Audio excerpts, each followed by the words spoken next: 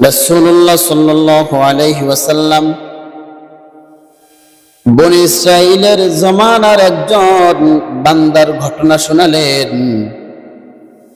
তিরমিজি শরীফের 3559 নং হাদিস।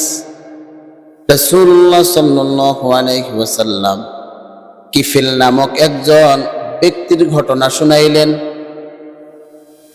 আব্দুল্লাহ ইবনে ওমর রাদিয়াল্লাহু তাআলা আনহু বর্ণনা করেন,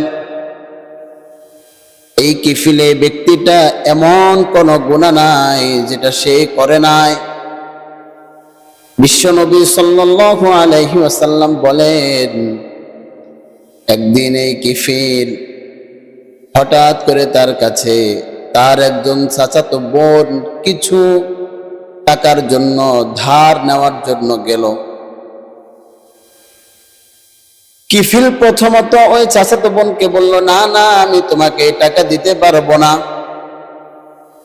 চাচাতো বোন বারংবার যখন তার কাছে গেল, যাওয়ার পর কিফিল বলল, আচ্ছা ঠিক আছে, আমি তোমাকে টাকা দিতে পারি, একটা শর্ত হলো তোমাকে আমি 60 দিনার দিব, তবে তুমি আমাকে একটুখানি একান্তে সময় দিতে হবে। জেনার জন্য আহ্বান করল।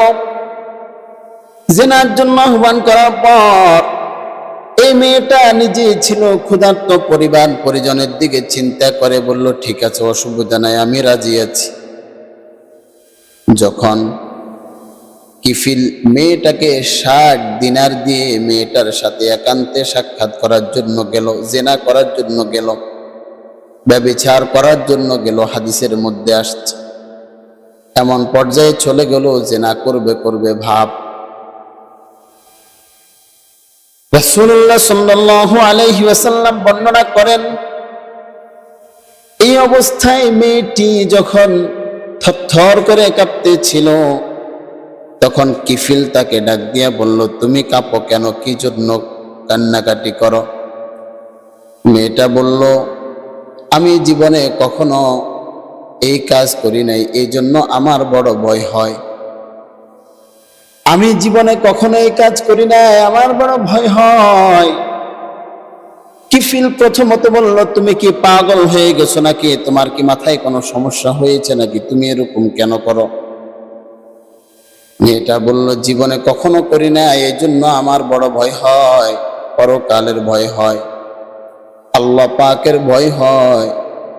এই কথাটা বলার পর কিফিল সঙ্গে সঙ্গে জেনার স্থান থেকে ফিরে আসলো।